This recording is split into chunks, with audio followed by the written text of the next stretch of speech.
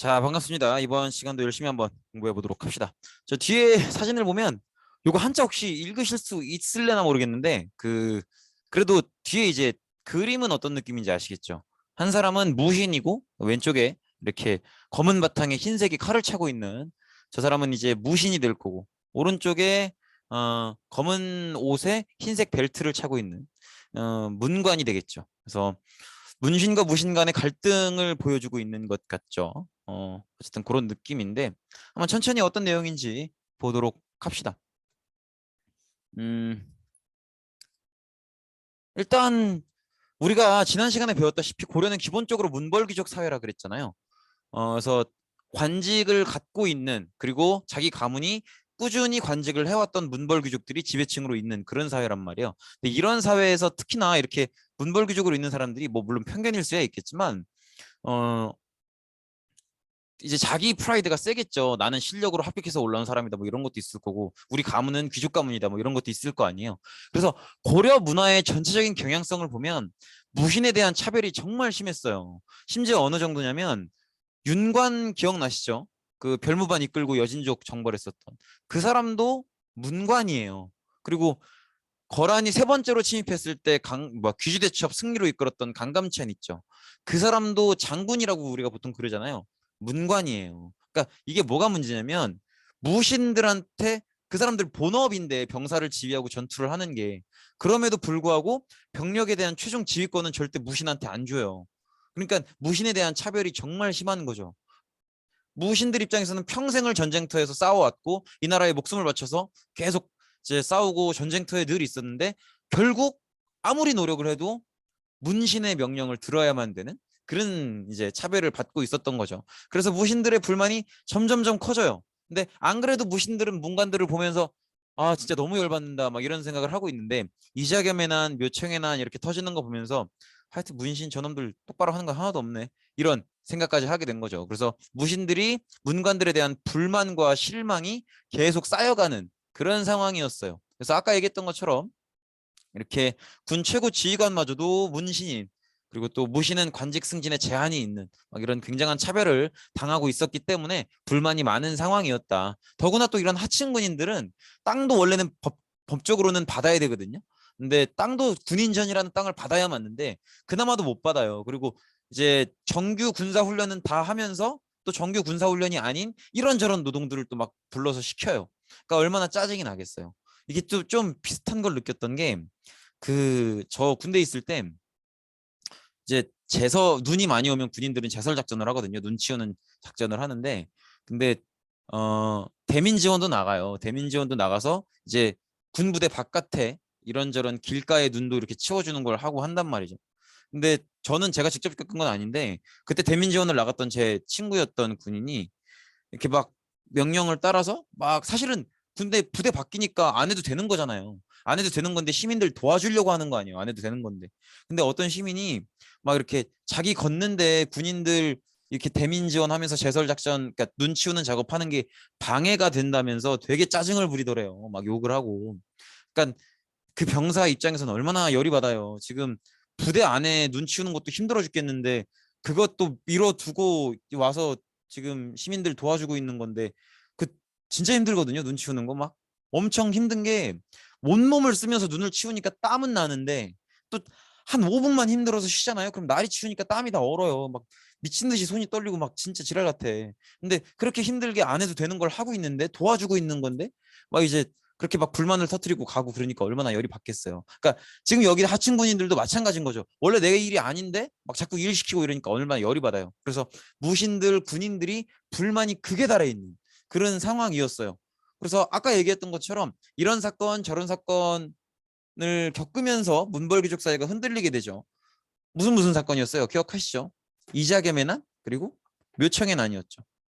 그래서 이런 사건들을 겪으면서 문벌귀족 사회 전체가 흔들리고 무신들이 보기에도 문벌귀족 저거 잘난 척만 하지 별거 아니구만 엉망진창이구만 이런 생각을 하게 만든 그런 사건들이라는 거죠.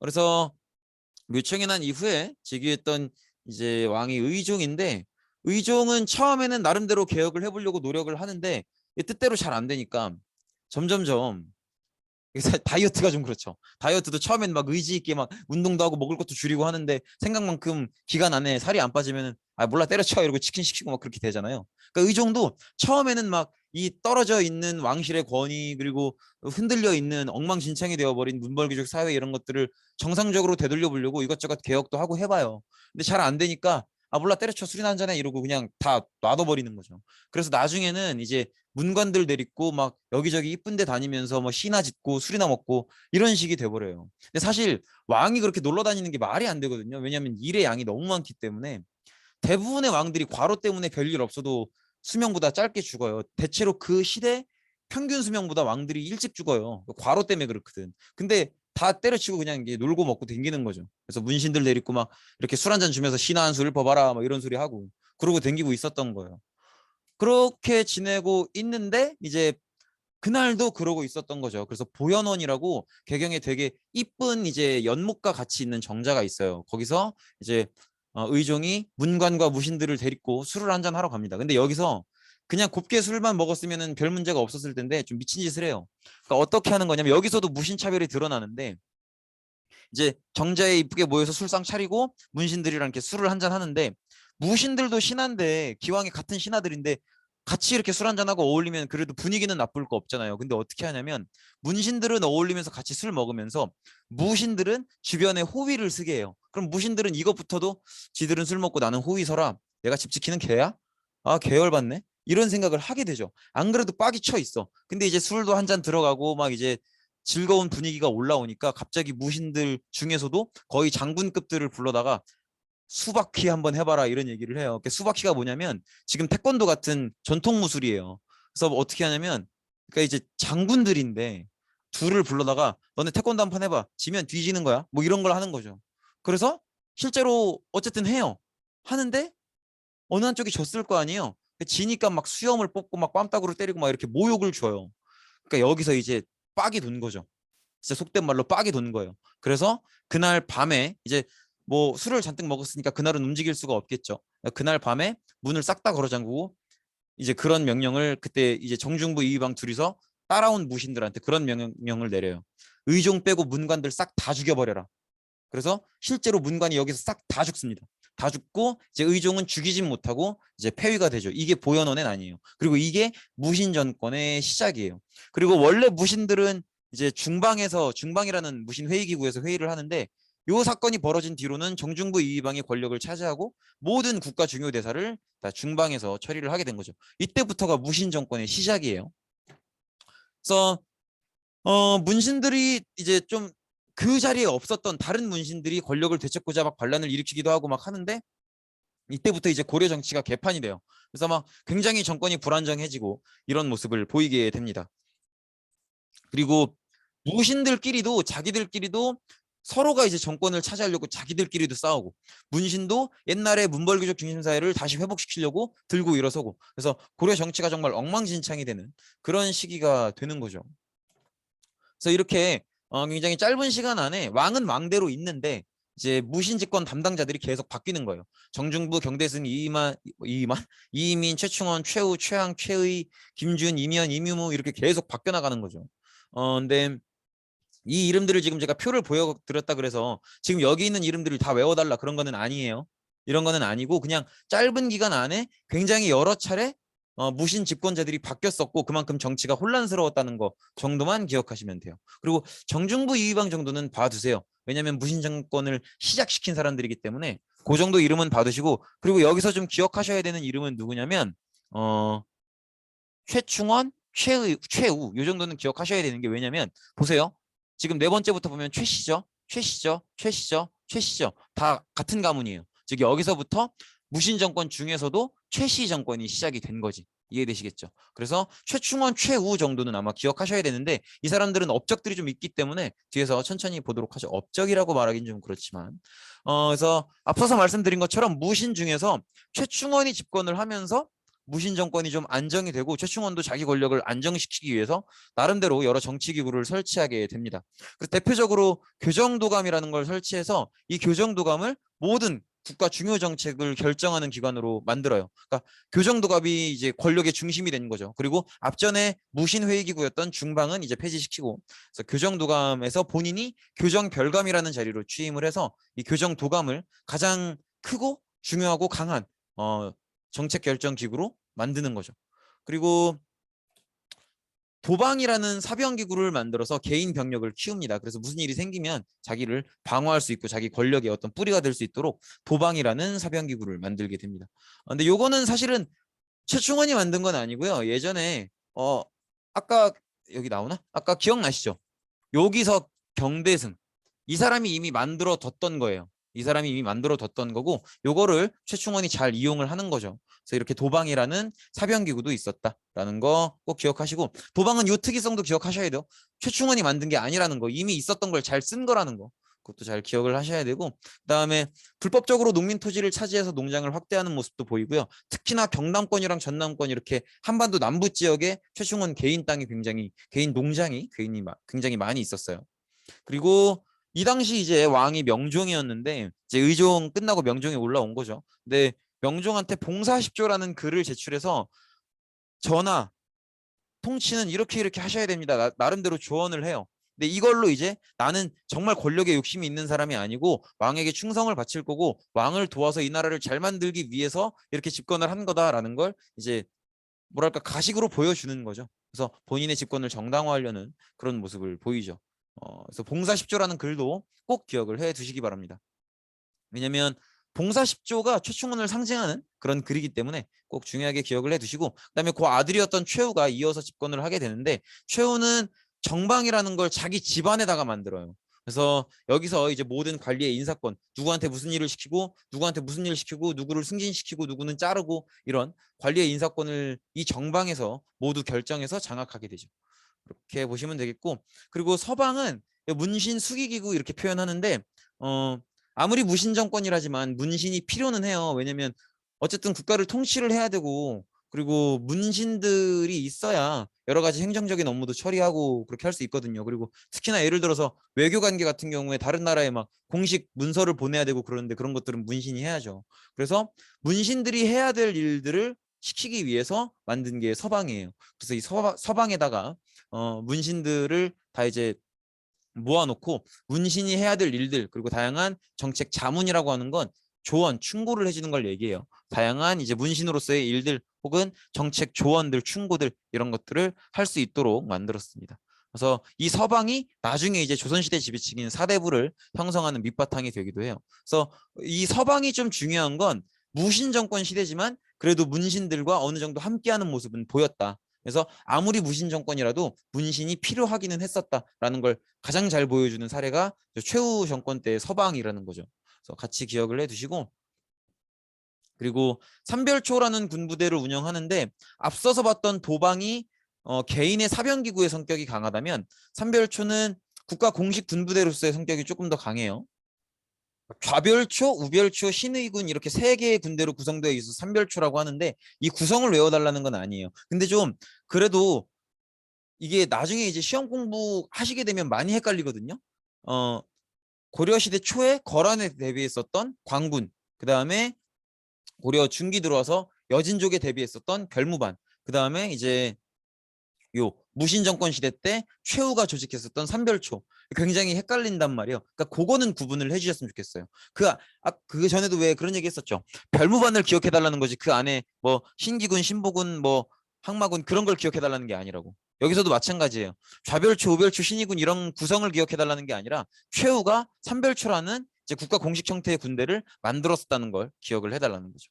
그래서 이렇게 보시면 되겠고, 그리고 요때 이제 워낙 정치가 혼란스럽기도 하고, 그래도 그나마 최충원 정권 들어서고 나서 최충원 최후 이렇게 이어져서는 조금 안정된 면은 있지만, 그래도 여전히 혼란스럽죠. 그렇기 때문에 요 시기가 농민 반란이 굉장히 많이 벌어지는 시기예요. 그래서 보통 한국사 전체에서 농민 반란이 가장 많이 벌어졌던 3대 시기를 꼽거든요. 그 중에 하나가 우리가 앞전에 배웠던 그 신라 말기에 진성여왕 때 원종 애노에난 적고적에난 터지고, 막 최치원이 시무시벼져 올려봤다가 잘 안 되니까 그냥 포기하고 돌아가고, 요 시기 이 통일신라 말기 그때랑 그 다음에 지금 배우고 있는 이 무신정권 시기 그때랑 이제 우리가 나중에 배울 조선시대 말기 그때거든요. 그만큼 이제 농민반란이나 이런 것들이 굉장히 많이 터져 있던 시기예요. 근데 기본적으로는 이 농민반란의 성격은 이렇게 보시면 돼요. 첫 번째로는 일단은 농민들 뿐만이 아니라 무신들이 집권하고 있는 걸 안 좋게 보는 사람들이 반란을 일으키는 것도 있고요. 그 다음에 말 그대로 농민들이 반란을 일으키는 것도 있고요. 그리고 보이시다시피 이 시기에는 천민들도 반란을 일으켜요. 그래서 그런 다양한 계층에서 반란이 벌어졌다는 거죠. 하나하나 보면 일단 기본적으로 무신 정권이 워낙 불법적인 수탈을 많이 했기 때문에 농민들이 사는 게 너무 힘들어졌고요. 그리고 이런 것도 중요한 계기예요. 그러니까 이의민이 원래 천민 출신이거든요, 이 사람. 근데 이의민이 집권을 해버리니까 같은 천민 출신이었던 낮은 신분이었던 사람들이 우리는 왜 못해? 이런 생각을 하게 되면서 이 신분제가 과연 옳은 걸까? 이렇게까지도 생각을 하게 된 거죠. 그래서 그런 부분들도 생각해 보시면 좋을 것 같고요. 이 사람이 지금 보이시죠? 세 번째. 이 사람이 이의민이에요. 여기 있는. 이렇게 보시면 되겠고 천민 출신이라는 거. 그래서 신분사회의 이념이 굉장히 흔들리기 시작해요. 그동안은 내가 천민이라는 거, 그리고 내 주인이 귀족이라는 거, 저 사람이 평민이라는 거, 내가 여기서 제일 낫다는 거 그냥 받아들이고 살았는데 이제 이의민 같은 사람들이 막 집권을 하고 이런 예외 사례를 보면서 나도 할 수 있는 거 아니야? 그럼 내가 왜 이러고 살아야 돼? 이런 생각을 하게 됐다는 거죠. 이렇게 보시면 되겠고 그래서 농민이든 천민이든 나도 이의민처럼 신분 상승할 수 있다. 뭐 이런 기대감들을 갖게 되면서 곳곳에서 이제 봉기가 터져 나오기 시작하는 거죠. 그래서 굉장히 많은 반란들이 벌어집니다. 조이총애난 같은 경우에는 이 사람은 서경 유수로 있었던 사람인데 기본적으로 문관이에요. 그렇기 때문에 조이총애난 같은 경우에는 무신 정권이 집권하는 것 자체에 대해서 반발을 일으킨 거고요. 그리고 여기서부터가 다 중요한데 망이망소이의 난은 공주 명학소라는 곳에서 벌어진 곳이에요. 공주는 충남에 있는 도시고 예전에 아마 기억나실 거예요. 예전에 그 백제가 수도를 옮겨서 갔던 데가 이제 웅진이었죠. 웅진이죠. 공주죠. 근데 여기서 좀 주목해야 될 건 명학소. 소라는 글씨에 제가 일부러 짙게 칠해놨죠. 요 소가 기억하실까요? 고려의 지방행정구역 중에서 특별행정구역이 있었는데 요거 향, 부곡, 소 여기 사는 사람들은 천민은 아니지만 굉장히 평민에 비해서 안 좋은 대우를 받고 차별받는다고 했었죠. 그래서 망이망소이 이 사람들도 명학소에 있던 사람들인데 이 사람들도 자기들이 받는 대우에 이제 못 참고 폭발시켜서 이렇게 반란을 일으킨 거죠. 그리고 김삼이 효심의 난은 경상도에서 벌어진 농민 반란입니다. 그래서 이렇게 기억하시면 되겠고, 근데 김삼이 효심의 난도 굉장히 크게 반란이 벌어진 거기 때문에 기억을 하셔야 되고, 왜 김삼위의 난, 효심의 난 따로따로 지적하지 않냐면 김삼위의 난과 효심의 난은 따로따로 벌어지거든요. 근데 이게 세력이 커져서 둘 다 나중에 합쳐져요. 그래서 김삼이 효심의 난도 워낙 큰 규모로 벌어졌기 때문에 기억을 하시면 좋을 것 같습니다. 그리고 요 사실은 가장 중요한 걸 꼽으라면 만적의 난이에요. 만적은 최충원이 개인적으로 데리고 있었던 노비거든요. 근데 이 사람이 반란을 일으켜요. 그러니까 노비 출신이 반란을 일으킨 거죠. 그래서 개경에서 신분해방을 주장하면서 봉기를 하게 됩니다. 그래서 우리가 왜 우리가 노비냐? 뭐 이런 식으로. 그래서 망이망소이의 난도 그렇고 만적의 난도 그렇고 그동안의 어떤 고려를 유지시켜 왔었던 누구는 귀족, 누구는 평민, 누구는 평민이지만 향부곡소에 사는 조금 낮은 애들, 누구는 아예 천민 이런 신분제 사회의 골격 자체를 사람들한테 의심하게 만들고 그리고 이 시스템 자체를 흔들게 만드는 그런 시기들이었다는 거죠. 이해되시겠죠? 그래서 신분제 사회 자체를 흔드는 그런 농민분기들이 계속 이어졌다라는 걸 보시면 될 것 같아요. 그리고 지금 제가 이렇게 말씀은 안 드렸지만 지금 대표적인 것들만 소개를 한 거지만 굉장히 많은 반란이 벌어져요. 그래서 지금 우리가 본 건 이 정도죠. 보시면 여기에 조이총, 그 다음에 만적의 난, 그 다음에 망이망소의 난, 그 다음에 여기 운문이 지금 대구예요. 그래서 운문에서의 김삼위의 난, 그 다음에 초전에서의 효심의 난 이런 거. 이 정도만 봤는데 이거 말고 말 안 한 거 말고도 지금 전주 관노의 난, 이연년 형제의 난, 뭐 광명 개발의 난, 이비패자의 난 많은 반란들이 벌어지고 있는 걸 볼 수 있죠. 또 최광수의 난도 마찬가지고. 그리고 또 요 시기에 이제 이렇게 신분제 사회를 흔드는 그런 내용들이 벌어지면서 사람들이 조금 인식을 바꿀 수 있는 그런 계기가 될 수도 있을 뻔했겠죠. 어쨌든 이런 일들이 벌어지고 있다. 그래서 이런 얘기를 많이 해요. 왕후장상의 씨가 따로 있냐?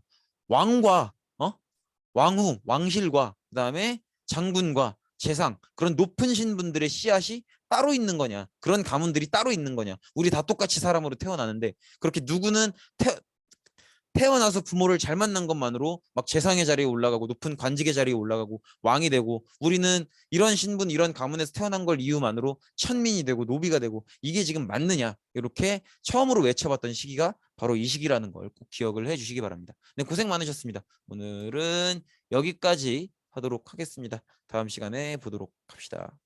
안녕히 계세요.